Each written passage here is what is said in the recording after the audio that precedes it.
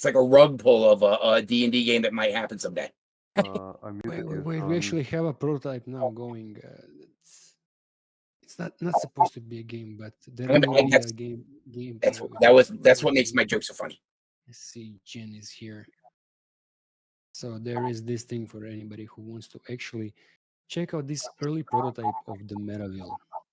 So the 3D map of MetaGame. It's right now just a bunch of things. I put a link in the town hall chat. I got you. All right. Anybody else have any other questions? How's your day going, man? Hectic. Oh, my bro. You're killing it. Yeah, I was gonna Just to remind you. prepare a presentation for because after Vinay, the session is what the fuck is metagame and what's next. So I wanted to do a brief introduction for people who are new to actually hear about what the fuck is metagame. And I was gonna prepare a presentation, and then I was gonna do a lot of things, and I was just complaining. It sounds like I was on topic.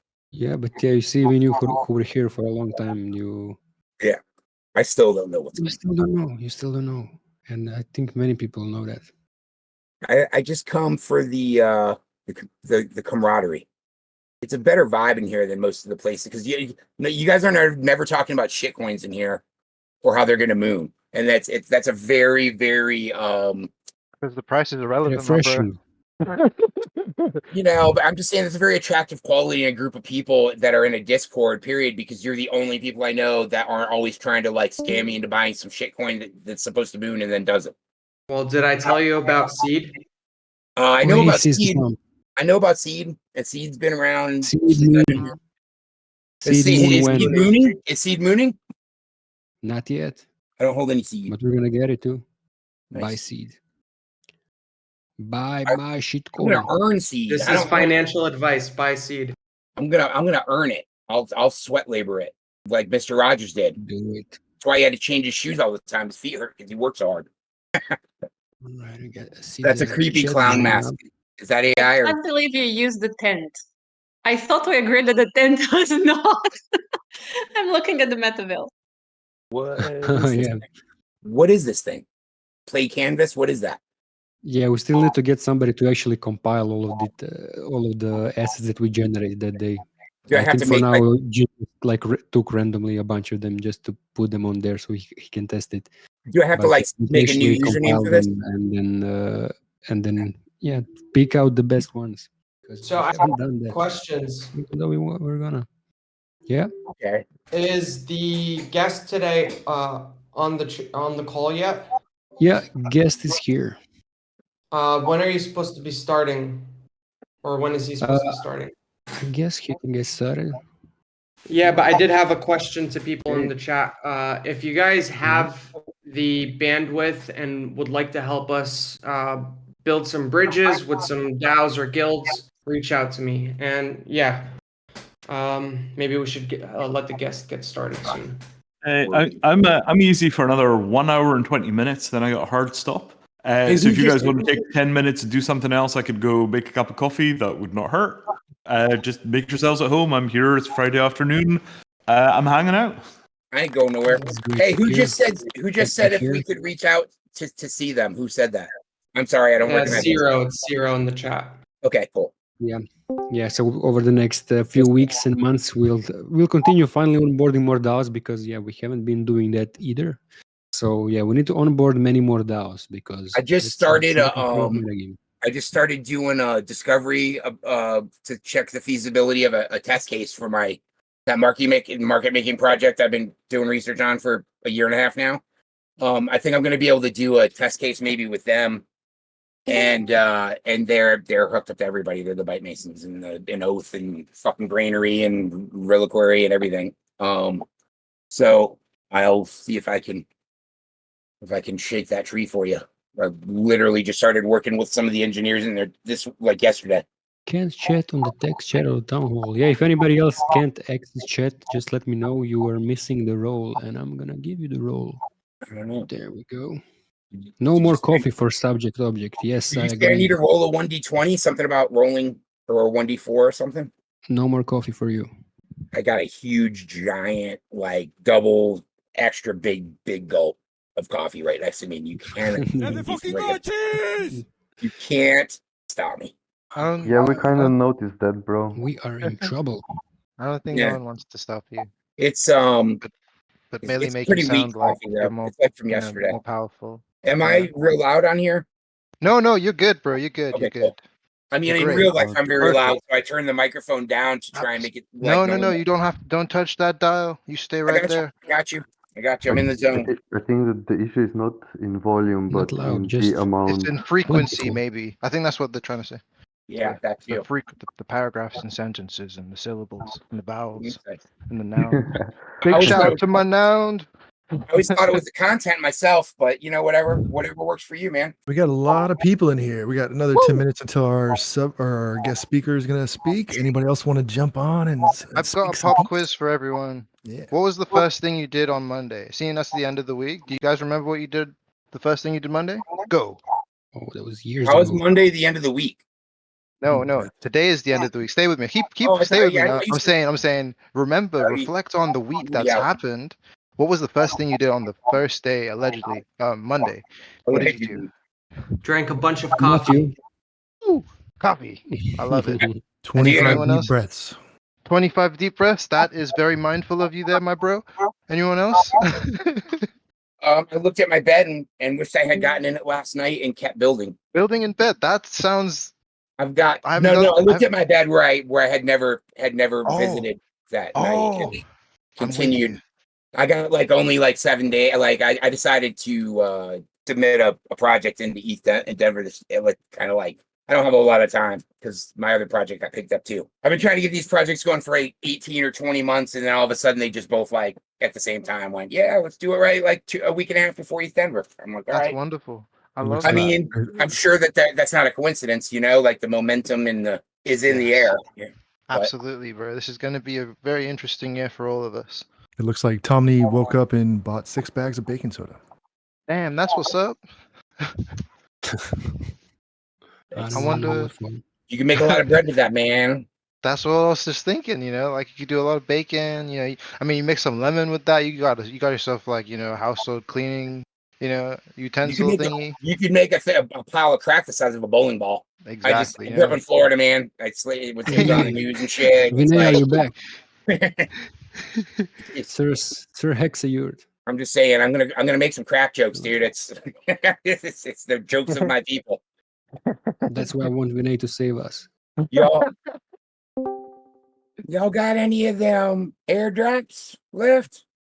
Y'all got any Starknet airdrop left? Hey, y'all, what exactly do I have to do to be in the Eligible? airdrop, sirs? What are the requirements I must meet exactly, sirs? Sir, when Lambo? Sir? Oh man, I missed those days, 2017, 2018. Those were some crazy ICO days, man. Jesus Christ. mean, Telegram was wild. When Honda? I'd be happy with when Honda. When Prius. Yeah, Uh, when tank of gas. No, it's not that bad. Is food really expensive everywhere else, or just here, or is it a No, I think worldwide it's thing? yes, I think it's a global thing, yeah. I believe Is it- Computer Poet needs a speaking role. Should be good now. There we go. Inflation is real. Anybody else needs the Oh, good. It was the chat that I X as couldn't well? talk. All right. Nice to hear everyone. I have a Hey, quick Nice to question. see you too. Yeah, go on. Yeah, so I'm having a look here at these quests, and I'm not sure if I fully understand. So usually, what I do is I identify problems and I comment on Discord, either on Designers Guild or whatever I think it's, or issues and ideas. And it's usually this. Okay, doesn't matter. So this is a thing I can put in a quest, or is like a maybe I would I'm when I went open the quest, it was not fully clear. Like, okay, go out of the quest, do something, and then come back here and put 2 images and describe it. And is the quest that you're talking about is the play testing feedback thing, right? Yeah, playtest report. Play test and report. Yeah, yeah. Yes, so there's a list of things that you need to do, like try the playbooks, try complete the quest, and all of that. And then the final thing is to fill the feedback form. So there's a link inside the quest that links to the tally, the feedback form, and then in there you can write like all of the issues that you've encountered and all of that. So we're trying to make it a bit more structured rather than just having everybody write in Discord and then everything gets lost in the channel. Okay, so basically I'll try out step 1 is to try out all of the features, then give the feedback and submit it. Are you Yep. guys talking about this canvas thing? Is that the I don't know. Are you talking about the same thing that I'm looking at, like Here with on with amazement right now? Give me a second. I don't think so. Okay. We are talking about this thing. And yeah, Vinay, are you back? There we Yep. go. Got coffee. There we go. Nice. Back, I am Right. ready. Mattereum, is that what Alright, you're talking about? The legend. so the final message, I put the quest here, so there's a reward for this quest. I mean, there's a reward for every quest now, but this is probably the most important quest to do. I pasted it in the town hall for anybody who wants to complete it. And now we finally have the speaker. I mean, he's been here, but we are finally giving him space to speak. And I'm happy to have Vinay here. Do you guys Vinay want is to like, do audio, video? How do you want to do this? whatever you feel like. You can share your screen, you can not share your screen, whatever works best for you. Okay, sounds good. But yeah, like Vinay, you're I probably already told you this, but like I originally found Ethereum through one of your speeches or like one of your podcasts, and Wow. Vinay here is he managed the communications for the launch of Ethereum, so he's a proper OG. He's been a cypherpunk since way back in the day. Like he's been OG of the internet. I can even say that. Well, I mean, you may internet well. forums. I saw the first spam that was ever sent. It was sent out to a couple 100,000 people. I was one of those couple 100,000 people. Nice. So there's probably a big bounty on you right now. And what I love about Vinay the most is how well he can articulate and connect like the crypto to the bigger picture and why it's actually relevant for the future of humanity. And that's pretty much what he will be talking about here. So yeah, welcome Vinay. And Thank you. So I got my chat open here. So if you want to ask questions in chat or to steer me about things to talk about, you can put them in chat. Or if you want to pop up and ask questions, feel free to turn on your mics and interact. Right? You know, like I'm here to basically hang out and we will do stuff. So actually, I want to start with a question, which is how is MetaGame going? Right? It's a complicated DAO type thing. You're basically an agency. You work on things. You build projects internally. You build technology. You're one of the few groups I know of that's attempting to kind of change the future of work. How's it going? we will see now. It's been a difficult ride for the past years, and over the past like about 12 months now, we've been just heads down working. Like we haven't been really trying to push it forward, like in terms of adoption. And so now we're wrapping up this whole UX UI revamp, and now we're gonna activate the community and start chilling MetaGame again and pushing it forward. And I would say one of the biggest changes from like the past is like in the past we were trying to do everything through MetaGame, through a single organization and through a single reward system. And now we're gonna move more into a system where like different projects are like being spun out into their own projects, and like we're more as this acting as this middle ground between projects than a single massive project. Yeah, I see. So like a kind of connective tissue where everything, like things can get started, people can find each other, this kind of a thing. Exactly. Connective tissue for the DAO space. That's the tagline. Yeah, that's good. Really hit the nail. That it makes a lot of sense. We were saying like the glue, like the hope is that over the next year we can establish ourselves as the glue of DAOs. So routing different people with talents where they need to be. But I still think we're far away from that. It's an interesting question. So let's talk about you for a while. Then we can cover my stuff. Do you guys know about a thing called ABCD, Asset-Based Community Development?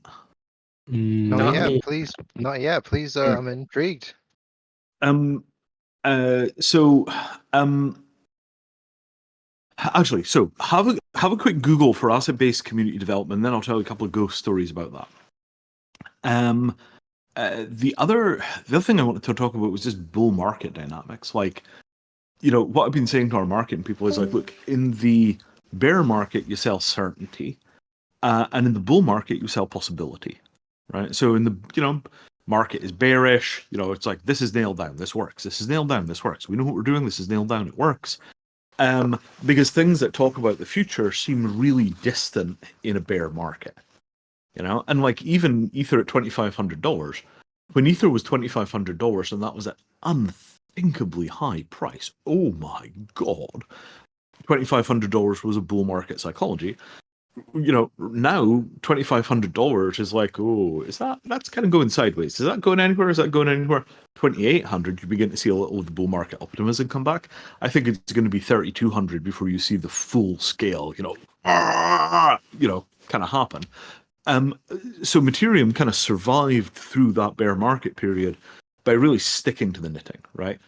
We talked about lawyers, we talked about pragmatics, we talked about the simple, direct, tangible day-to-day stuff, and that was fine. Now that we're headed back into kind of bull market conditions, we're having to overhaul all of our messaging, just be like, LFG, it's on now. And also, there's some mass adoption stuff, there's Larry Fink, there's a bit of this and a bit of that. But all of those things, the difference between bull market and bear market psychology is super intense. And you guys are very much a bull market story.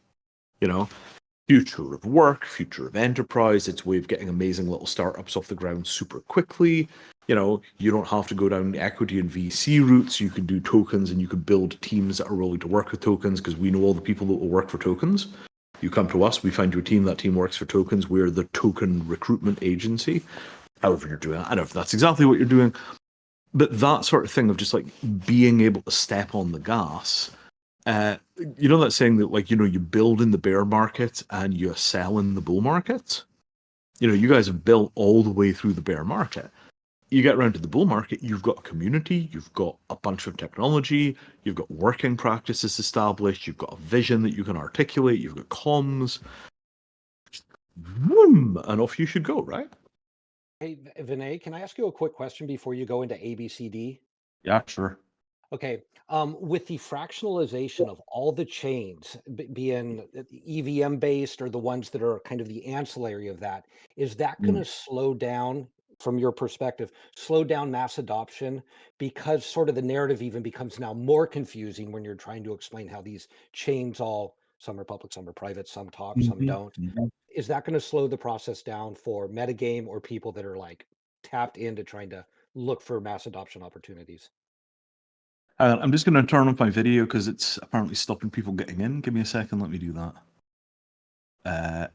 There we go. Does that help you get more people in, folks? Yes, but I was actually creating a stage channel so we can move there and have you stay on video. Yeah, sure. So I'll keep video. talking here and let me know when we move across. We can move. It's this channel is created. I think everybody can access it. All right. So I'm gonna move there and I start never use joining people. What am I clicking on to get over there? Right. The town hall. It's a channel above this one. Oh yeah, town hall. I click on dash town hall. I go over there. No, this one.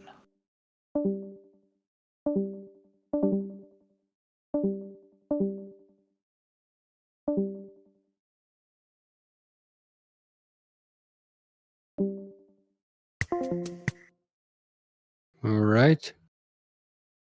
We are back in the game. Where is there we go? I need to Vinay, there we go. Okie dokie. You can hear me. I don't know if you can see. Okay, you can hear me and you can see me. Hello, does that work? Yes, we can. Do we still have a chat channel here? Can people still ask questions in writing? Yeah. Yes, they can. Okay, cool. Lovely. Right, nice.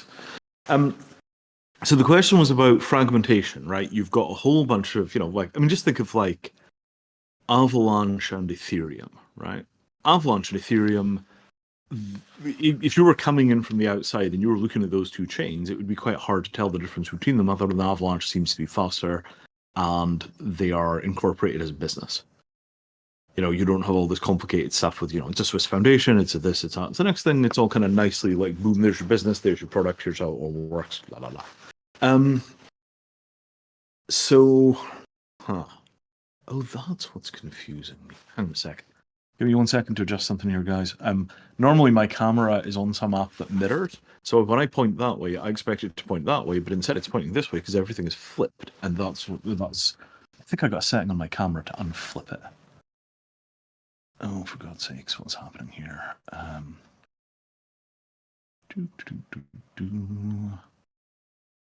File, come on.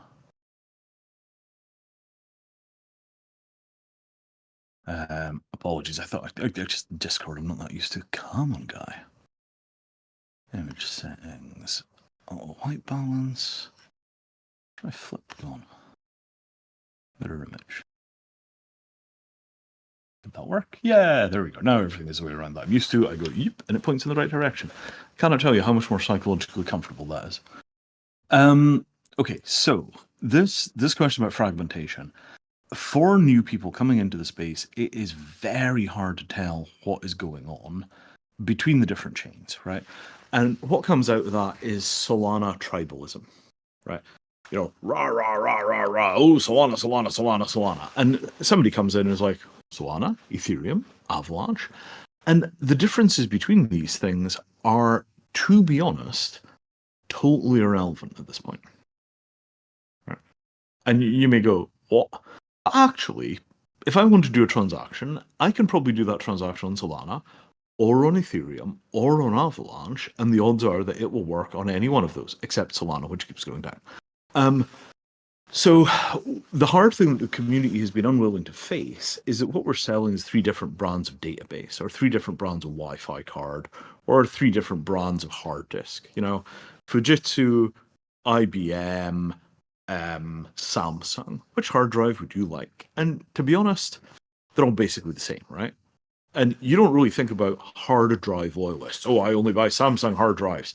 Samsung, Samsung, Samsung. Like, if somebody did that, you'd think it was ridiculous. And 2 to 5 years from now, that is how it will sound if you are super into one blockchain and you hate all the others. It will be like, what?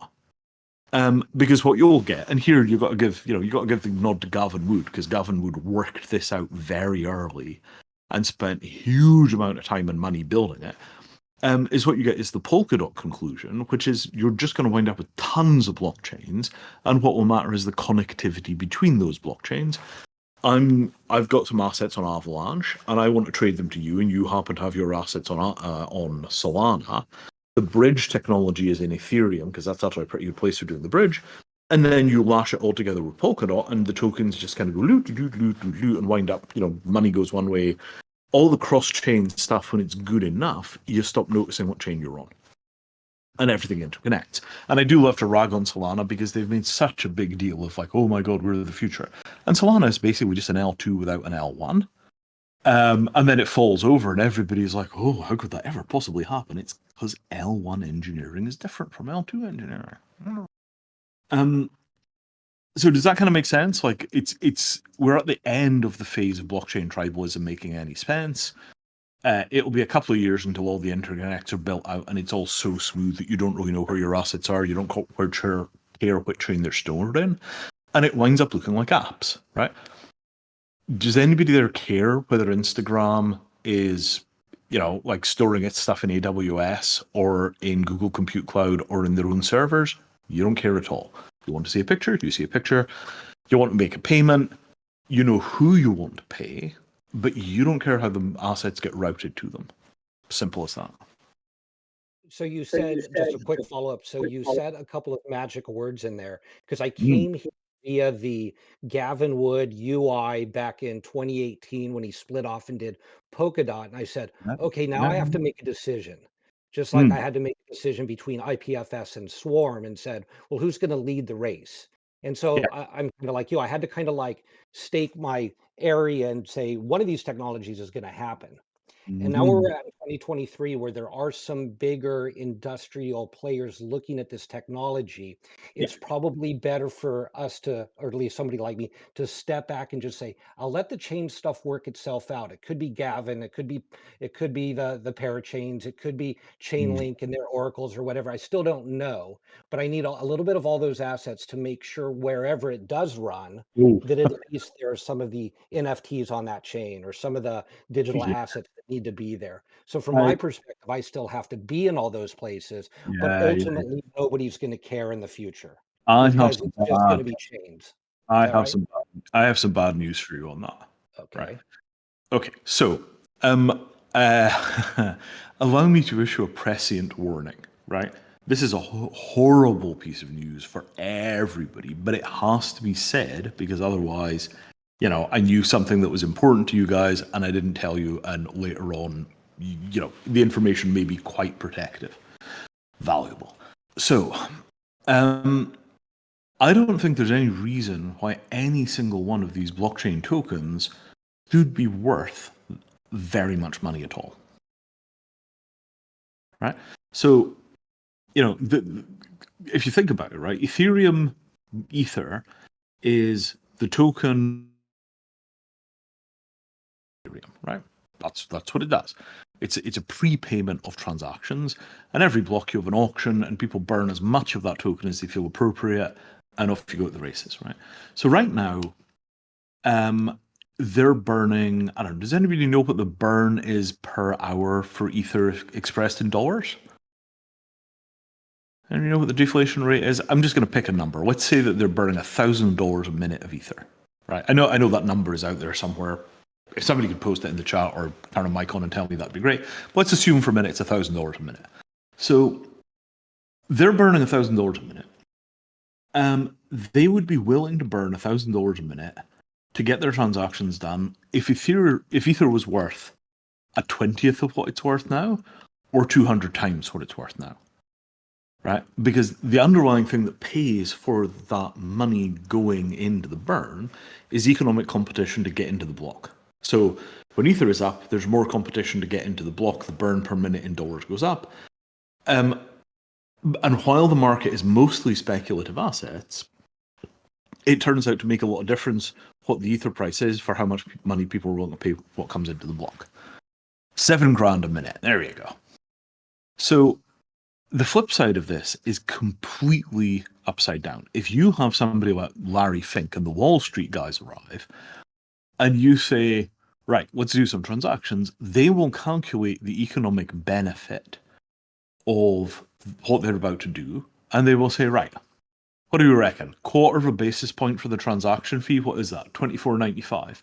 You're going to move $400,000 and you don't want to pay more than $24.95 for the transaction fee. Yeah, quarter of a basis point.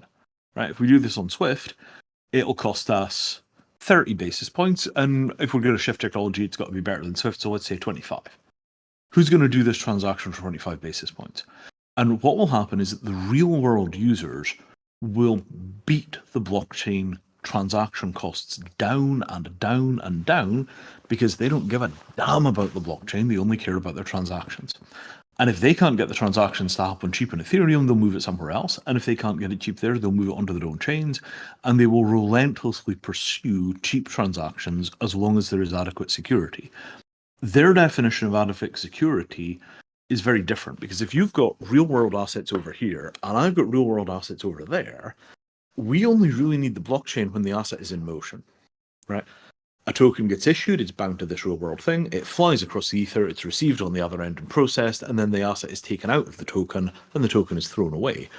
If people choose to do it that way, the need for a single massive persistent shared database, which is the register of all ownership, might be a very temporary phase, right? So I think that unless something pretty dramatic happens, there is every possibility that what we will discover is that as we get mass adoption, transaction tokens begin to drop in value. Now, I don't know for sure that's going to happen, but if you think of like how thin the margins are in gold and how thin the margins are in, like trading on stock exchanges, if you think how thin the margins are in foreign exchange trading, high frequency trading, all this kind of stuff, when those people arrive on the blockchain and they look at the transaction costs, there's going to be a lot of bitter laughter followed by no. Dude, how much did you say? No. I can trade all day for that. I'm not spending that per transaction. Are you crazy? So what I think you're going to get is a huge amount of downward pressure on transaction costs, and they'll take the transactions wherever it's cheap. And what the blockchain does for those folks is not so valuable that they're going to 100x their cost of doing transactions just to use our fancy new technology. If they have to fork Ethereum to make their own copy of it, they'll do it. What if the question wasn't based on DeFi? It was about where the user adoption will be, maybe for games or the law industry with digital, evidence, and they just need to get the stuff on a chain. Am I required, do you believe, to have my smart contracts on every single EVM that could be the dark horse running to the front and says, look, everything is on that No, chain, so I have to have my smart contracts on all of them? That's what I don't think is going to happen, right? I don't think you're going to see an enormous breakout concentration of assets in one chain. I think what you're going to see is a general devaluing of all of the chains because the big transactional money comes in, refuses to pay the high prices, and just runs the transactions on the cheapest secure chain they can find. Right? And when you've got, BlackRock is working on, BOGO chain. Why are they working on BOGO chain? BOGO chain was started by 24 computer scientists and it charges you basically 14 cents a day for using it for as many transactions as you like. Oh, and it's secure enough? Well, it's secure enough for BlackRock. See what I'm saying? So the idea that having a blockchain is a massive value generating activity, I think is kind of delusional, right? So it starts with Bitcoin, and Bitcoin says what you're paying for is free market money, right? The reason that you're willing to pay for a Bitcoin is because you believe the US dollar will become worthless. That was the Bitcoin case. Ethereum comes along and says, well, we have this currency thing, and it's kind of like Bitcoin, but it's Bitcoin you could put into smart contracts. Gradually over time, that narrative has changed. Oh, well, it's not really Bitcoin, but you could put it into smart contracts. Ethereum is the fuel for the blockchain. It's fuel for the internet computer, blah, blah, blah. How much should we really be willing to pay to use the internet computer?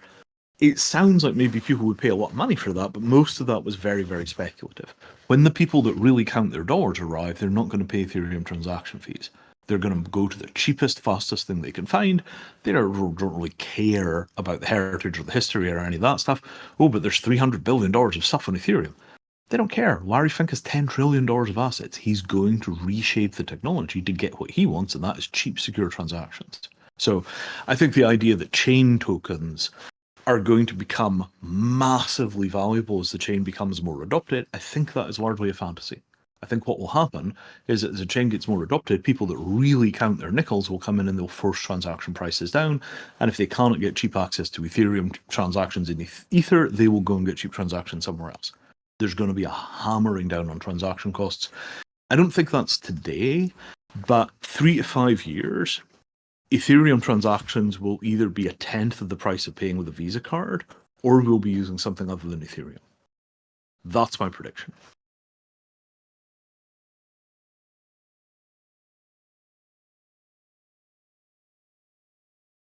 That sounds realistic.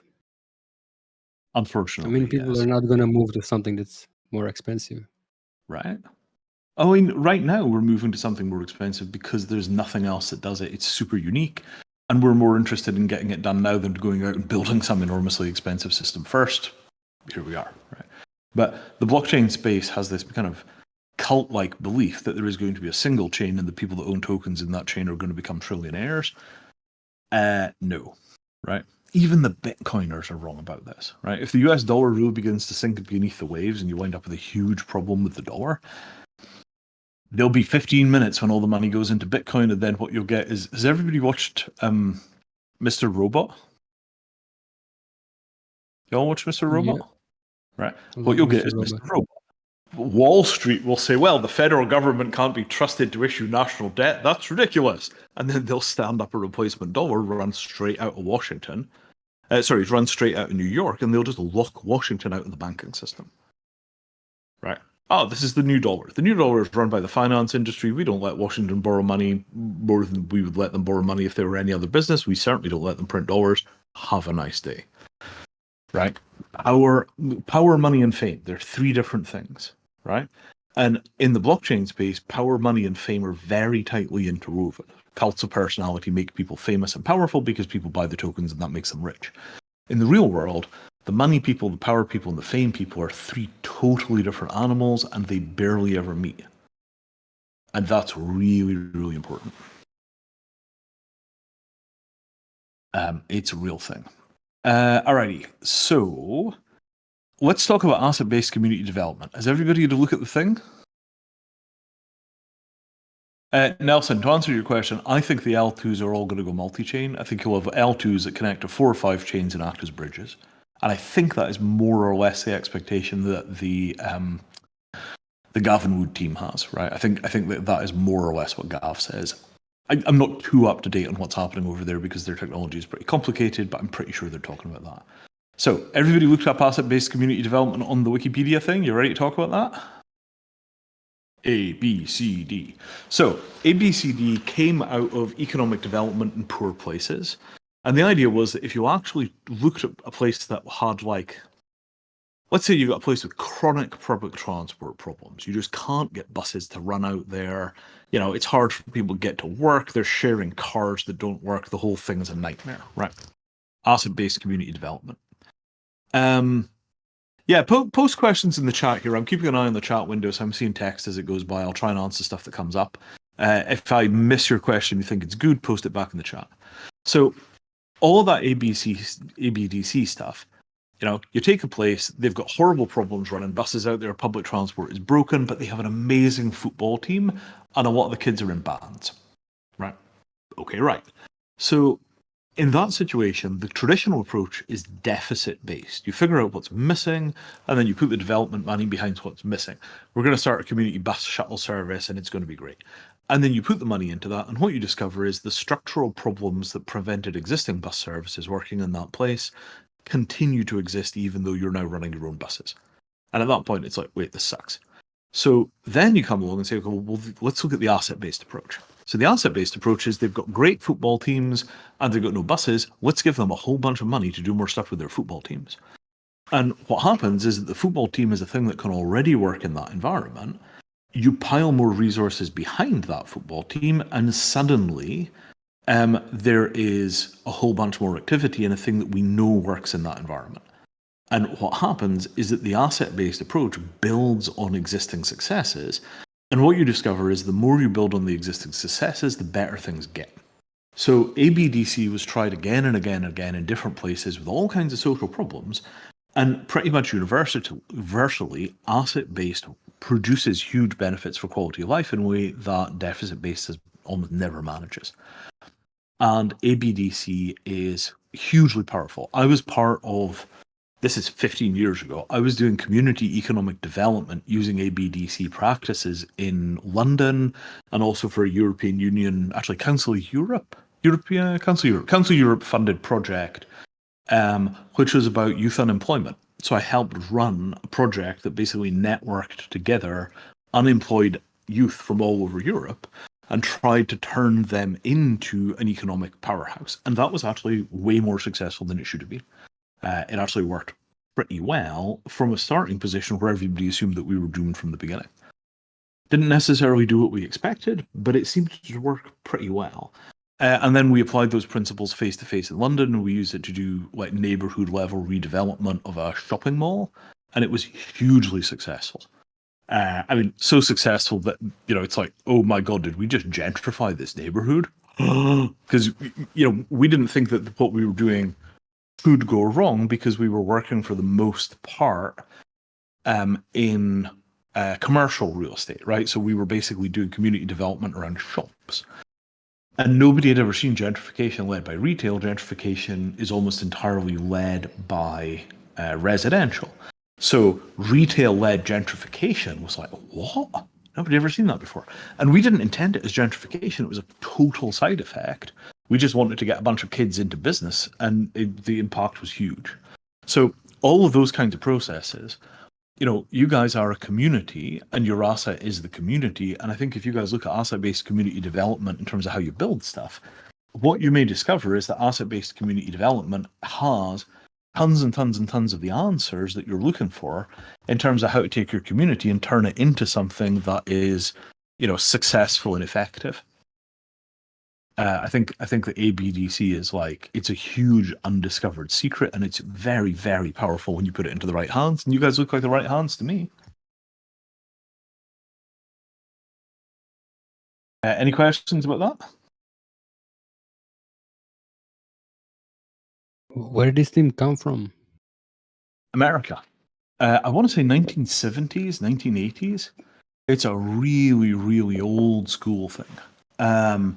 And, like anything that actually empowers poor people, anything that successfully empowers poor people will eventually be marginalized by the system. So the fact that you've never heard of asset-based community development, that's not because it doesn't work, that's because it does. Is that too cynical? Sounds right. Yeah, unfortunately so. All right, let's have a quick look here. I'm just catching up on text questions here.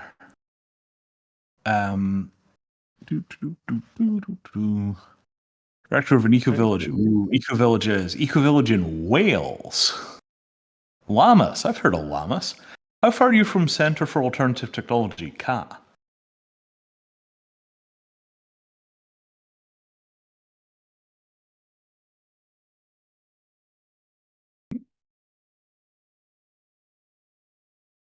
Oh, everybody's typing. Nobody's saying anything. All right. Okay, so I should really talk about Ethereum, Mattereum some more. Mattereum.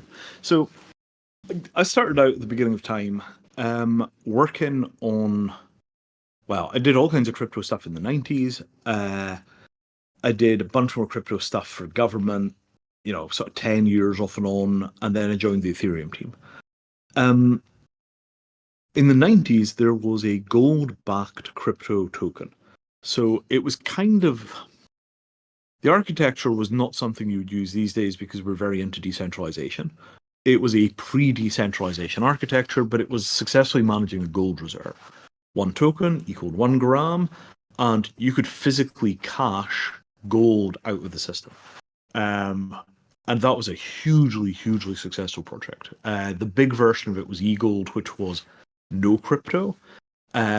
Very light crypto, and then there was a second thing called DigiGold, which was a full-on gold-backed crypto token pre-blockchain. Really old school technology. You had a central server that did a bunch of cryptography. The central server could see that you were making a payment, but it couldn't tell who you were paying. Really, really powerful.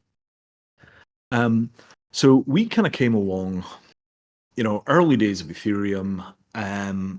Me, Ian Grigg, who was the guy that had written the DigiGold system, a bunch of other people that knew about the old eGold stuff, and a kind of consensus formed hey, we need to get the legal machinery built into Ethereum so that you could transact an object in Ethereum and the physical object will come along for the ride.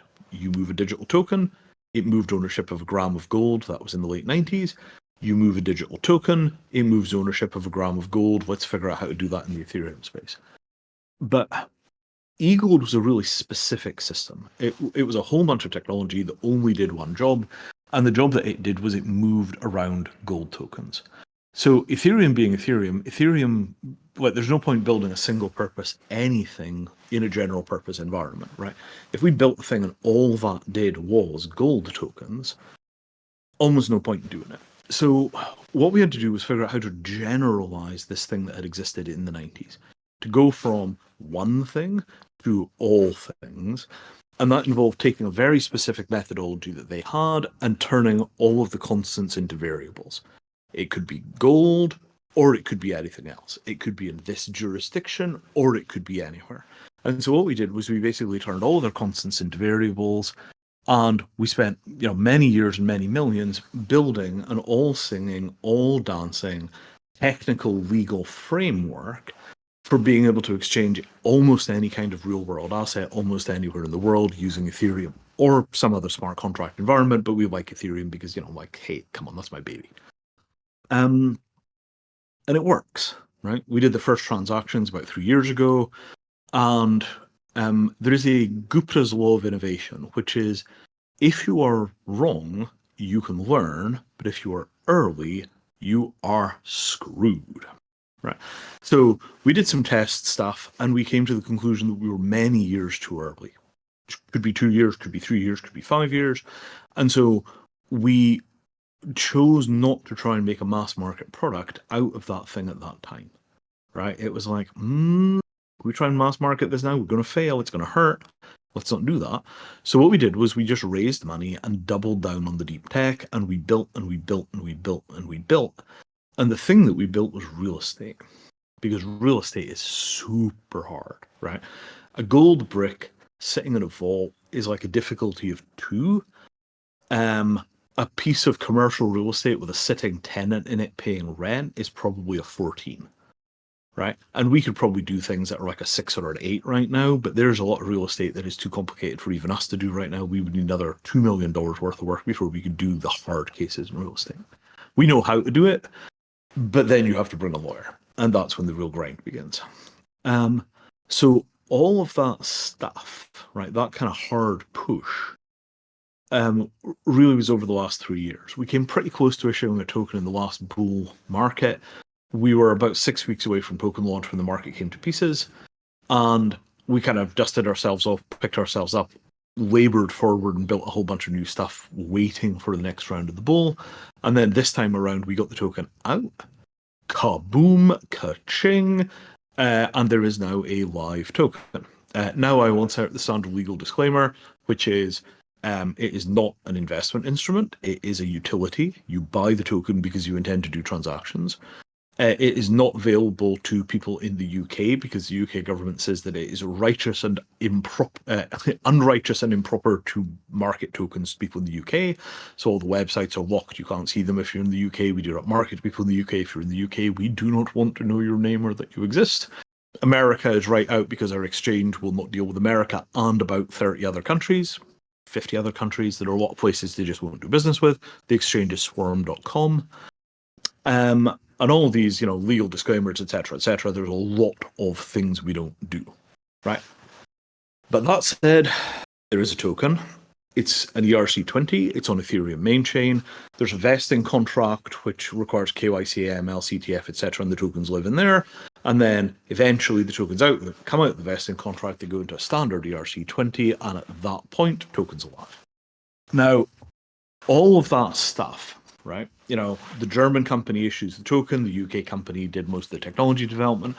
All of that legal architecture is reusable, right? So if somebody came in tomorrow morning and said, "Hey, Vinay, you issued a token. Could we issue a token? Could we copy your token? Could you show us all the people we talked to and what we do?" I think the answer to that is, broadly speaking, yes. We did not issue a Mattereum asset passport for our token yet. We may choose to issue a Mattereum asset passport for those tokens a little bit later on. Right now, it was just, it would have put us back by another month and a half. We didn't do it. We might Mattereum asset passport our own token because I think it'd be good to eat our own dog food on that. If we were doing tokens for anybody else, we would Mattereum asset passport their tokens, so those things would be correct by construction. Lots and lots of liability management, lots of legals, lots of lawyers, lots of everything. Similarly, if people have real-world asset projects they want to do, you can walk them right in and we can do them for you. And here I want to make a note, because you guys are kind of a community project. If you look, at the projects we've done already, right? You go to Mattereum.com/land, you click on the Mattereum asset passport and you read the legalese in the asset passports, you will see that it is all there. You can't copyright contracts. The smart contracts are pretty simple. It's ERC20s. There's some payment stuff to be done. There are a bunch of legal contracts which you cannot copyright. A lot of this stuff is not very protectable, and it's definitely not very secret, right? We don't have patents. So our intention here is that we will demonstrate how this works, and we will have the oldest, bestest, most professional team in the space. We all have our shit together. We know what we're doing. We are capable of innovating in a way that I think almost nobody else in the space is capable of innovating. And we are going to, protect our work by continuing to innovate. But what we leave is a huge amount of art that people can look at, examine, sit down with a mate of yours who's in law school and say, could you explain to me how this works? And at that point, community projects and blockchain startups which are doing like a cool thing and they can't afford Mattereum, as long as you've got access to decent lawyers of your own, you can probably hack out something that will work well enough for one thing, right? If you want to do heavyweight infrastructure development and offer a commercial service that works for all asset classes and all companies, my God, you're going to spend millions of dollars figuring it out. For God's sake, just come to us. We were not very expensive. But if you want to do like a thing, and Mattereum sounds kind of big and expensive, you won't be able to look at those contracts, talk to some lawyer friends, and figure out something that will work for a specific thing you want to get done. You want to do a bunch of, legally binding contracts on 24 art cars that somebody took to Burning Man and now they want to sell. You want to tokenize those things. Maybe it's big enough for Mattereum, maybe it's not. But the thing that we do, it's not a sort of secret art, right? The secret art is really a bunch of very smart, very experienced people that can solve problems that have never been done before. But the things that we have done before, if you guys want to do some of that stuff, it's not going to kill you. It's not some mysterious, magical thing. Doing it the first time was like forging Excalibur. But once you know it's possible, it turns out to be merely difficult. So I do want to encourage people, now is the time to get a bunch of your friends together who are lawyers. You know people who know people who know people. Sit them down, take a look at the stuff that we've done, and just get a sense of like, okay, if we wanted to do something small, we could do it ourselves. If we want to do something big and complicated, you go and get Mattereum. Yeah, that. Okay, I'm a little behind on questions here. Anybody get anything they want me to talk about? I'm just reading back over and seeing what's happening here. So we got various stuff. ABC. Step one of ABDC is actually inventorying what the community has already. Right? What are the assets that the community has? What are its skills? What are its resources? What are its capitals? What are the areas of strength where the community has high social cohesion? Those kinds of things. St. Petersburg, Florida. Oh yeah, I've been there. ABDC. Yeah. ABDC is great for metagame. Yes, if you guys do a really serious, indexing of what people know and how, that kind of stuff. Yeah, it's really good for that. Do you know any besides this Wikipedia article, like any course or anything that goes more into the how-to side of ABCD? That would have been 10, 15 years ago. I don't know who is still doing it. Giveth team is amazing. Yeah, sorry, you're in the UK. We cannot help you with tokens. It is not a thing that happens. So ABDC, I think who really knows their way around that. Actually, let me find a document. So one of the things I took a crack at was building a venture capital fund based on ABDC.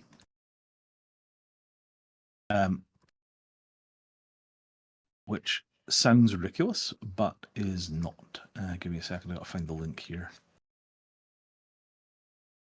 Yeah, it's called A Feather for Lifting Anvils. And it is, I think, basically everything that you would need to build a tokenized VC fund. So the way that you do it is you would say, right, we're a community, and to be a member of that community, you have to put in 10 hours of work. And we will take those 10 hours of work and we will divide them up into a number of tokens depending on the nature of your work. So for somebody that does something that it's just like you start them up and they work for a day and then they stop like an artist, you might say it's a single 10-hour token. For somebody else, you might say, okay, that is 3.5-hour tokens. For somebody else that is like a translator, you might say, okay, they can do a 15-minute job, we're going to issue 40 tokens. One way or the other, you figure out what the useful unit of work is, and that's very important, right? Time is not elastic. You can't just decide that the token size is 1 minute and then batch it up. It's just kind of not how it works. So you get everybody. Oh, go on. You say that's pretty much how we started MetaGame at first. Like before we had source cred, I was just like, okay, so I'm gonna do work. 1 hour of my work is 10 seeds, and then how much 10 seeds are worth, where however much like you value your time, and like depending on what kind of work it is. And then like if I did some like lower impact work, then I said, okay, now this hour like I'm just gonna take 5 seeds. Or if I did something like very high impact, I would say, okay, this is very valuable work. I want 20 seeds for that. Yeah. So that's how we did it for the first few months, but then we started using source code, and the rest is history. In this kind of model, what we're looking for is a pre-commitment in return for membership, right? And that's very important. Pre-commitment in return for membership gives you a large pre-committed pool, right? Huge pre-committed pool. Oh, you've got somebody that's actually done ABDC. Nice. Good. So you've already got expertise in-house. Fantastic. So you have this pre-committed pool of 10 hours of labor divided into sensible-looking pieces, and then what you have is an investment committee. So somebody comes to the project and says, right, hey, we will give you, 1.25% of our company, or we'll give you 2.2% of our tokens, or whatever the heck the thing happens to be. We'll give you a chunk of this stuff, and in return for that, we would like you to give us 150 committed hours from your people. And you say, great. And then you give them 150 hours worth of tokens, right? So they have 150 hours of tokens, and those things are exchangeable at an hour-to-hour rate for the uncommitted labor. Okay, you've got an accountant. I'd like the accountant. I'd like this. I'd like this. I'd like this. Also, you can have trading. So if somebody is like, I pledged my day, but actually they need 3 days of the accountant and they don't need a day of me, you can also have somebody then say, right, so if I give you my day, could you give them another day, and then I can do some work for you? So you get an internal economy where people can work for each other, which makes more of scarce resources available. If you've already done your day and somebody wants you to get another day, somebody else can give you a day and then you can do stuff. That gets a little more complicated with these kind of models. And then what comes out of that is a venture capacity, because you could pre-commit the power of your community to a project in a big investment like lump. And I think that kind of model, we designed this for NEETs, right? So we designed this for European youth that were not in employment, education, or trading, who were starting from scratch, and what they wanted to do things was like bootstrap buildings. Right, we're going to need people to paint, we're going to need people to decorate, we're going to need people to build furniture, we're going to need people to run the cafe setup, we're going to need all of that stuff. And the idea that you could have a community where everybody pledged resources to like a community project fund, and then when somebody comes in with a project, they get approval, and now the whole community will work together to make that thing happen, and the resources go back into the fund. I think it was a knockout thing. I think if we'd been able to get that off the ground, you would have like 200,000 people across Italy, Spain, and Greece working on those things right now.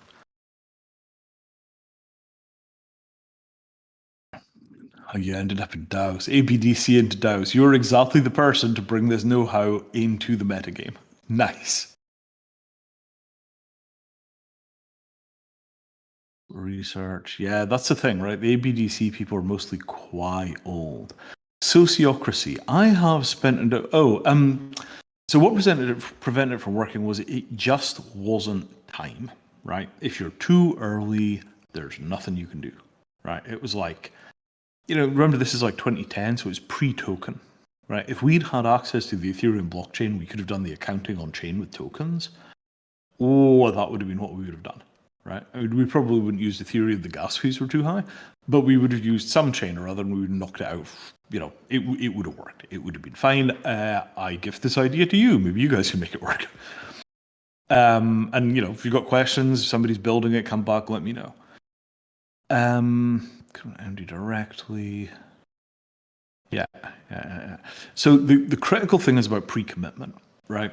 The pool of pre-commitments is capital, and you can then expend capital.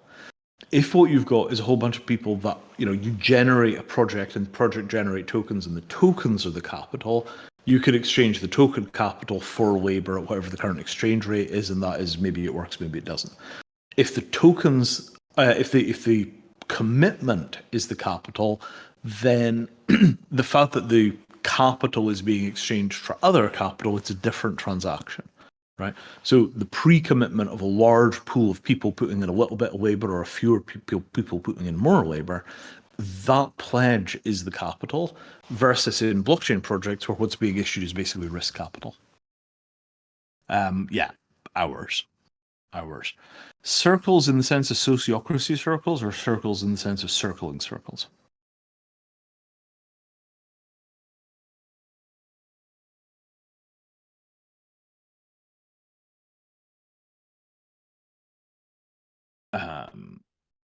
Circles, the blockchain project. I don't know anything about Circles, the blockchain project.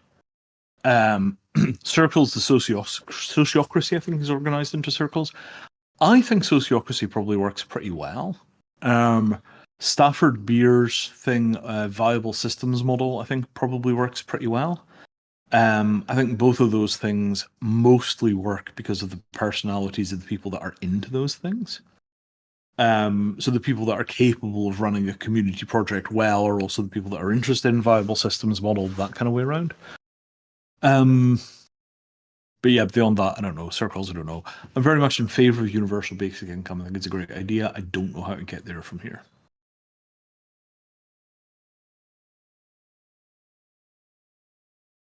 Yeah. Can anyone hear my jacket rustling? This is somebody's talking to me about my jacket rustling. Oh, ABBA. Nice. Pre-token ABDC. We did look a little bit like that in the 90s, to be fair. Fun. So, I got, let's say, 10 minutes left, and then I'll take a little break before the next call that I'm doing. Maybe 15 in an absolute push. I know many things. I am here. What can I do for you?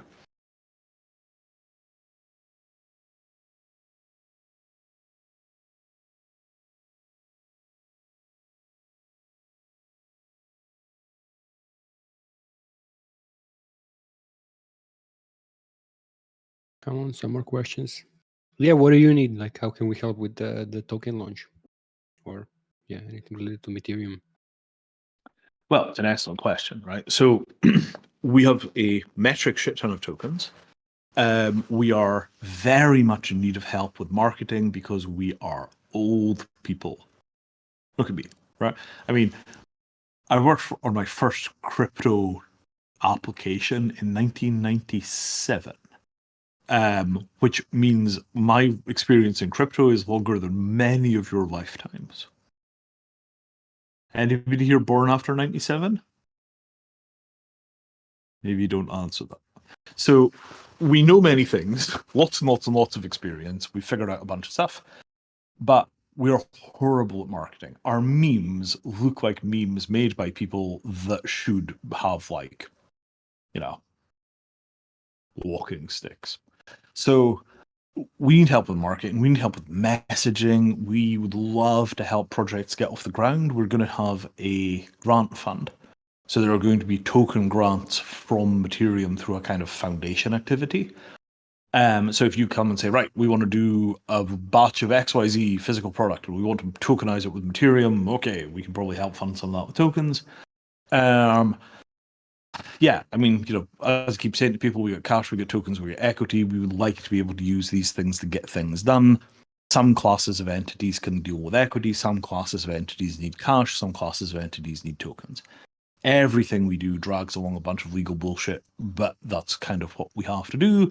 So contracting with DAOs, for example, can be difficult. We can't just throw tokens at an address without some contract paperwork alongside of it. That may present issues, etc., etc., etc. Who do I pass the torch to? That's a great question. I took a little gang to Burning Man this year. I also teach a particularly harsh meditation system. And most of the people that are into that meditation system are people like paramedics. Paramedics, doctors, people that have seen a lot of death, some soldiers, these kind of folks, like really, you know, hard-headed types. So I took a bunch of those folks out to Burning Man, and they performed fantastically. Burning Man turned into a disaster this year because there was a huge flood, and there was danger of the sanitation breaking down. There was a lot of concern about waterborne disease epidemics, and we had like 150 people that we might have become responsible for. And it was pretty good. My little team was good, highly effective. Unfortunately, it did not turn into an epidemic, and they got the trucks around and sanitation arrived, and it turned out to be all right on the night, barely. But those guys, it was like, oh yeah, nice. Give them another 10 years to grow up, and they will be absolutely the kind of people that should be able to carry the world. When I am attempting to develop a favorite chair, which is within sight. I mean, 52 now. Turned 52 in January. 52. I used to sleep in ditches in freight train yards waiting for trains, and I could spring up and be ready to go in 15 seconds, and I felt great. It's 4:30 a.m. The train is here. Let's go. Now, if I get a bad hotel bed, I'm like, this sucks. So, you will age too. It is definitely a thing that kicks in. But what happens is you get a lot smarter. My God, the things that I could do now compared to the problems that would have defeated me 20 years ago. If you keep reading and you keep thinking and you keep learning, you will be amazed at how capable you are by the time you're 50. It's like stunning how good you get at this stuff because you've got 30 years to practice. What's special about narratives in Web3? Okay, so here's what it really boils down to. The existing financial system is made for people with money to make more money. If what you have is talent rather than money, or if what you have is assets that are valuable, like, a farm that you've had in your family for 12 generations but you will not sell, all of these things are very poorly served by the existing financial system. The existing financial system is for people with money to make more money, and it's for extracting resources. So if you don't want to be extractive and you start with resources which are not money, the existing financial system is a terrible instrument for taking what you have and turning it into what you need. So the blockchain came along and was like, hey, how would you like a financial system that works well for all of the stuff the existing financial system doesn't work well for? How would you like that? And everybody went, yeah! And then they went out there and started trying to build it, and it turned out to be hard, right? The interface that we really needed, and I am probably one of the few kind of real living examples of that interface, is you needed an interface between the old hippies who understood how to do things without using money and the technology, right? Because if you can get the kind of old hippie mindset of like community development, regenerative land use, circular economy, ecology, all of that kind of advanced social thinking, if you can get that and then join it to technology, you get superpowers. But what we've seen is a whole bunch of people that are 25 years old and they've got amazing ideas about how they want the world to work, but what they don't have is any access to the wisdom of the 60s or even, God forbid, the wisdom of the 90s. So what you get is a lot of people that have great ideas about the technology and dreams about how society could operate, but not a lot of experience because at 25 you don't know a goddamn thing about what goes wrong, if you're lucky. So if we had built more of a bridge between the wealth of experience of the old world and all this new stuff that was happening, and here I'm thinking of people like Michelle Bowens, right? The guy that runs Peer-to-Peer Foundation where the Bitcoin white paper was first talked about.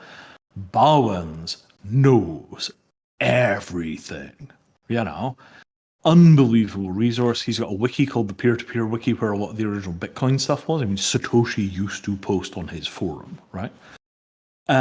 So there's Bowens, there's the farm in Tennessee, Gaskin's farm. Stephen Gaskin was a sort of hippie spiritual teacher, but his people built a lot of what you think of as internet culture in the 1980s and 1990s. They were very early in on the web. Gaskin's farm is where I learned most of my stuff. I was there for a very short period of time, and it was just like a download. It was like they basically lifted off the top of my head and poured in 20 years of know-how. It was staggering how fast they could teach. Or maybe it was staggering how fast I could learn. I was pretty well primed at one way or the other. I got an enormous download there, and it's carried me for decades. That's where the Hexy art came from. It's where my interest in environmentalism came from. It's also where my hatred of hippies came from. I still have a scar I don't know if you could see it. There's a very light scar. Guys, see that very light scar between my fingers there? Just the very shadow of a scar. That was from an ancient dog on Gaskin's farm that some goddamn hippie had refused to put down, and that dog bit every single person that visited the store because it slept in the corner and it looked like a nice old dog, and you would walk up to it and pat it because it was a nice dog, and then it bit every single person because it was almost blind and it couldn't tell the difference between people that were coming to be like nice to it and people that were threatening it. And so it just bit everybody as a defensive measure, and I still have the scar. So, you know, the hatred of hippies was I could see the potential of that place, but I could also see the kind of carelessness and the arrogance which had developed in it. It was a messy experience, and the eco-village stuff that I saw more recently was not much better. East Denver. God, I'd love to be East Denver. It would be really freaking cool. I don't think I'm going to make it this year. Ha, first burn in 98. Nice one. Yeah, you will have seen a lot of stuff in those years. Nice. Web3 attestations and meditations. No. No. And the stuff that I teach is not really religion. It's closer to therapy. Bit of magic. Let me just scroll down here. We're getting short time. Stick with it, 10,000 hours. Yeah.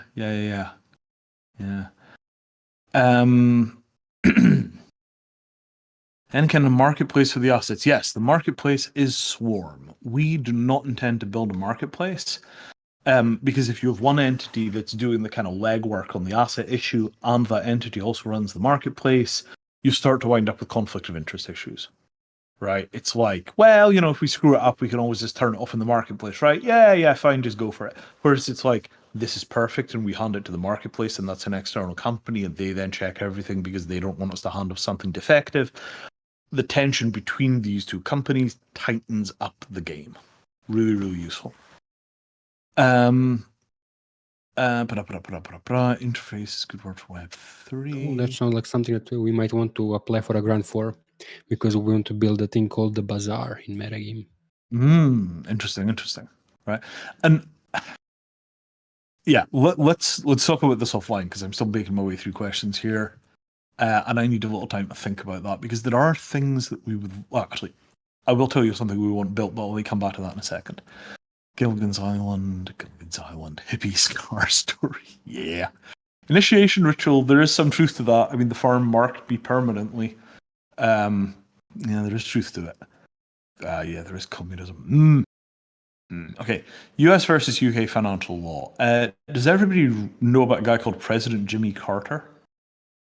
So Jimmy Carter was a famously nice American president. He was the peacenik with the solar panels, and he was lovely. He was also a nuclear submarine captain at one point, so he was kind of a hardcore dude, right? So Carter at one point was asked if he'd ever committed adultery, and he said, "I've lusted in my heart, I've committed adultery in my heart." But he also meant that he had not committed adultery in his pants. So the SEC applies a thing called the Howey test to figure out whether something is something that you should be able to sell to the American public or not. And the Howey test is very, very, very complicated and messy. And my belief is that the SEC does not use the Howey test, they use the Carter test. If an American lusts for it and they do not intend to eat it or wear it, it's a security. Right? And that is a very, very broad category.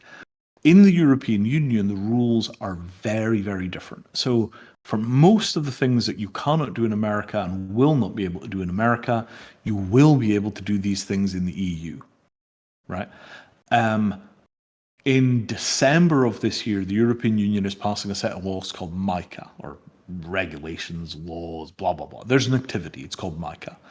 Markets in Crypto Assets Regulation, something like that. So MiCA basically sets a bunch of very hardcore rules about things like money laundering in the EU on crypto, but it also says if you comply with these rules, you can do what you damn well like, right? And that is extremely important. So I would say that, you know, you need to get a sharp awareness of how much better the EU is as a jurisdiction for crypto than America, because in America, they won't tell you the rules and they make it up as they go along. In the EU, they are going to lay down the law. And once they lay down the law, you just figure out how to comply, and then you can do anything you like as long as you don't break it. Really good. Yeah, and if you're looking for a recommendation for a UK law firm, Gunnar Cook. There's a guy called James Burney at Gunnar Cook. He is the get shit done in the UK, and he knows people in the EU crypto lawyer. We've worked with him for years, and we love him. He's marvelous. Let's see, the peanut farmer. Smart contracts, decentralization, what difference does it make? Okay. Could I mention one actual thing? One actual thing? What's the actual thing we're looking for here? Okay, smart contracts and decentralization. So here is the deal. There are lots of things which it is illegal to run a company to do without a license, but if two people arrange it informally, it's legal. So, for example, if I want to run a taxi service for a town where I have an office, and you come up to my office and you say, I want to ride to the airport on Thursday, and I take a booking, I'm going to need a license for that because there are all kinds of hazards and I'm making a living doing it and blah, blah, blah. If I say to my cousin, hey, could you take you to the airport on Thursday morning? And my cousin says, yeah, I'd love to, but I'm going to have to miss 2 shifts at work, or 2 hours of work, and that's going to cost me about $60. But if you cover that, I'd be very happy to take you. And you're like, well, it's going to cost me $300 for a taxi. So yeah, absolutely. I'll give you $100 to do it. If that happens, that is not illegal, right? So, I pay somebody that I know personally to do a thing for me, money changes hands because they're missing some hours, whatever it is. So peer-to-peer, nothing bad is happening. There is no regulatory interest. But if we set up hub and spoke and we have a central organization and then it's acting as a broker and it's taking a commission on the sales and all the rest of that stuff, that thing's going to need a license. So a lot of what people looked to for the blockchain was to escape from regulation. The idea was that they were going to set up peer-to-peer exchanges where everybody would directly connect with everybody else and they could do their exchanges that way. And as a result, they were going to make a lot of money. And that, I think, it's valid in principle. I think if we had a peer-to-peer eBay that actually worked, it would be a really big deal and it would be great. And we don't have a peer-to-peer eBay that works, and so everything is a little broken. The problem that we get is this. There are multiple different models of legality, right? There is peer-to-peer. There is the notion that if you have an anonymous account, you have a crypto wallet, you've got an address, nobody knows how to tie the address to a person, that gives you a certain set of protections. That was the old cypherpunk model. There are things like Tor, which hide people. So you've got several different models of how you escape from law, right? Full scale, everything is cypherpunk, it's all done over Tor. Then in the middle, you've got blockchain, but you've got non-accounts on the blockchain. Then you've got blockchain, but you've done KYC because you used an exchange at some point, so people can tag it. Then you get into my domain, which is KYC, AML, CTF, and we just tell transactional efficiency. And then you've got all the kind of peer-to-peer stuff. So that entire mess, the political theory has not caught up with the technical reality, and as it is, there is a gigantic mess. Right, it's a real problem. And on that note, I kind of have to go because I've got another call at 6 and a little break. Bye everyone.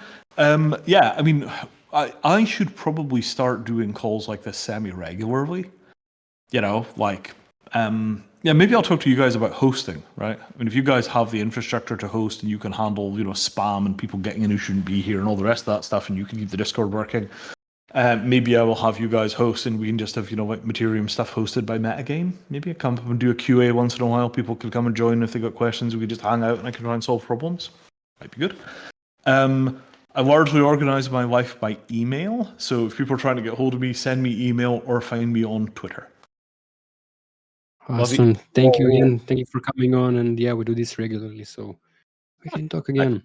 I mean, we've been talking about doing Mattereum community meetups and that stuff. We don't have moderators, we don't really use Discord very much. Having somebody just say, right, you click this link at this time and you tell everybody to join here and we'll take care of all the moderation and keep the infrastructure running and all the rest of that might actually be a service that we'd be very happy to buy from you guys. So have a think about it. Awesome. Nice. Cool, man. Yeah, thank you again and have a great rest of the day. Good to see you. too. Right, bye everyone, and yeah, email or Twitter. That's how you get hold of me if anybody wants to follow up with stuff. See you later. And we have a Telegram channel where there's a bunch of cool nerd shit happening. All right. Cool.